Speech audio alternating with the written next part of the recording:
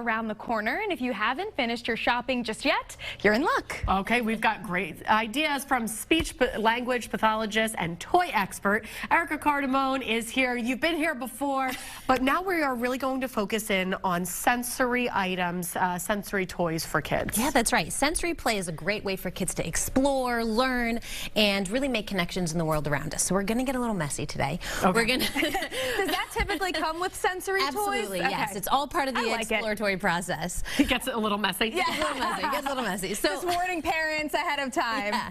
All right, so here we go. We're going to start with our sight senses with these giant bubbles. These are the WOWmazing bubble kit, but this is the winter edition. So we're going to just check these out. Kids and it really is, it's not really an indoor toy here, guys, but it really encourages kids to get outside because these have these awesome, like kids can decorate their own, there's stickers that are included. Okay. And when the temperature is below 50 degrees, these stickers change and become much brighter. So they're cold activated stickers. Super fun. So when kids are outside, they're getting tons of sensory experience. And this is so much fun. Kids, grown-ups, great for connection. Yeah, I love that. And you want to... Oh, look at that. Look at these. I mean, they're so fun. Or kids balloon. love these. Bubble, whatever that is. They're huge. And kids like really, really love these. I love this. So fun. Thank goodness our carpet's so crappy. Don't worry about the carpet, Erica.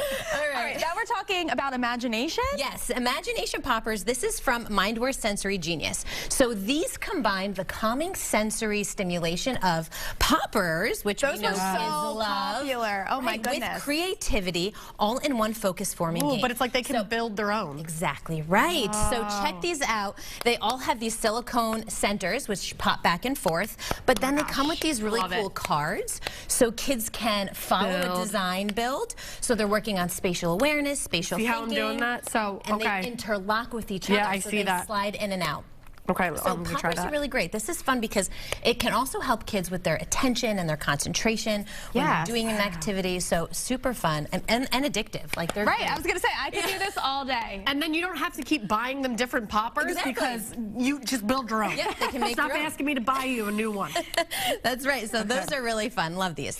And I see this very familiar to me. Kinetic sand. Yes. My nephews are obsessed with It's amazing. Sand. So we know these. I mean, you know it. You love it, right? It's like got this lovely, squishy sensory input here where kids can pull, push, squeeze.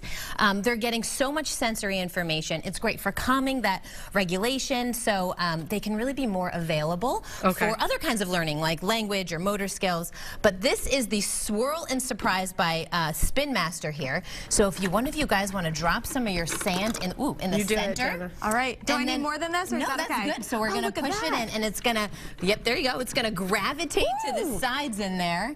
Yeah, it's like kind of full there. So then it's kind of like that spin art. You remember that? It's that like was spin sand It's like a mix between the sand art. That's what I was going to say when you used to right. Oh yeah. I mean, and then this part kind of pops out, and then you get this really colorful disc. This whole thing pops out here, and then they can use the tools to scoop, cut, smush. So they're getting even more sensory input. They're working their fine motor, and this is great. They even make scented kinetic sand too. So you're working that like, you know, that sense of smell. Like all the senses, yes.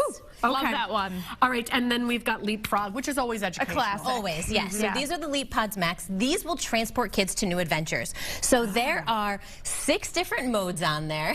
DJ Monica. What? 6 different modes on there. And there's like dance tracks where they can jam out. There's practicing mindfulness. You don't have to be listening to the same song they are. They can just dance on their own. That's right. So Jenna, you've got the adventure passport there. So one of the modes is the adventure mode.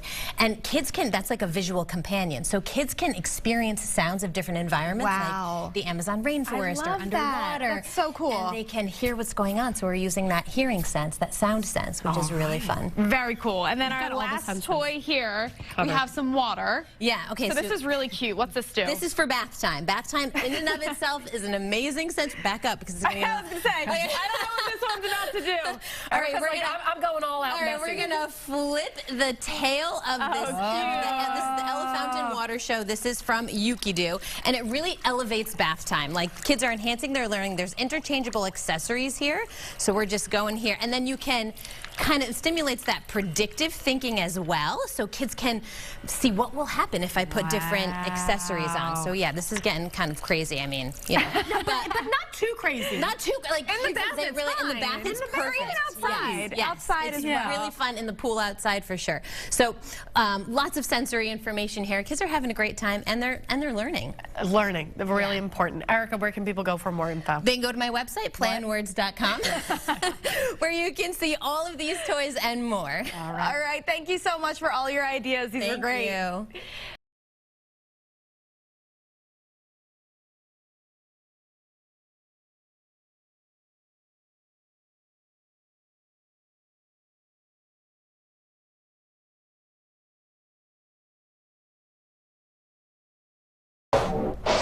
And thousands of energy customers are without power this morning after gunfire targeted 2 power substations in North Carolina over the weekend. PHL17's Alyssa Sullivan is live from the newsroom with the details. Alyssa.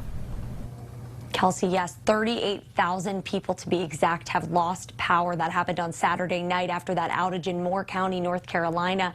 According to officials, the loss of power was due to vandalism that was caused by gunfire targeting electrical substations. Now, officials say there's millions of dollars in damage to equipment caused by that gunfire, which impacted the electric grid and caused the outages. The power outages reportedly started just after 7 p.m. on Saturday and continued to spread yesterday. Power for those customers is not expected to come back until Thursday, as officials declared a state of emergency at 4 p.m. yesterday. Now, Duke Energy officials say this will be a multi-day restoration for most customers. A curfew has now been put in place. It went into effect last night starting at 9 p.m. Eastern time, countywide until 5 o'clock this morning. Now, all county schools are closed for students and staff this morning.